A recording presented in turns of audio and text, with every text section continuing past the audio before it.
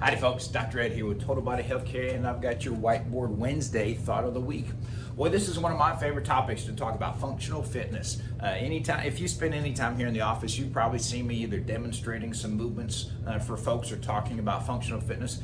Love this topic because it is one of the best ways, in my opinion, to get yourself to be that stronger human being that we talked about last week on Whiteboard Wednesday. We talked about it not exercise, the point of it, the point of being physically fit is not to look good in a bathing suit, it's to make yourself stronger so that you can handle the challenges of everyday life.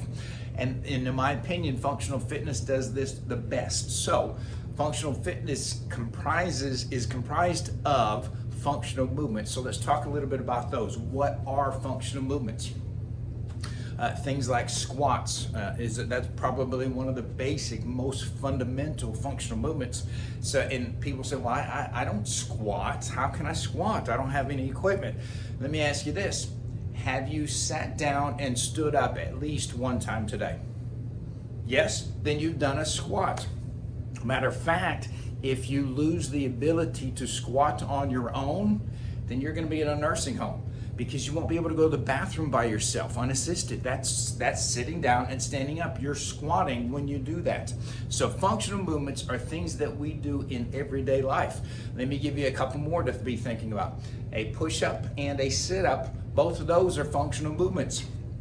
Have you ever seen the commercials for the help I've fallen and I can't get up necklaces that people need? Those folks cannot do a push-up or a sit-up. That's why they can't get up off the ground. Those are functional movements.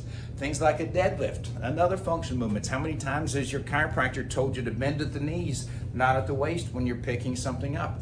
You're performing a deadlift when you're picking that object up. It may not be 200 pounds on a barbell, but it's still the same movement. So how do we make functional movements into a workout? There's three ways that you can do that. A functional movement performed with speed or with weight and speed at the same time makes a functional movement into functional fitness, into a workout.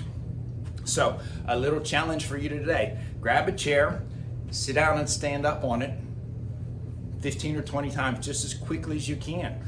Don't fall over, of course. Make sure the chair is a good solid chair. Don't use a rolling chair. That could kick out from underneath you. But just give yourself a little challenge. See if you can add some speed to that functional movement to turn it into functional fitness. I'm Dr. Ed with Total Body Healthcare. Remember, our healthy habits is what builds our healthy life. There's your Whiteboard Wednesday Thought of the Week.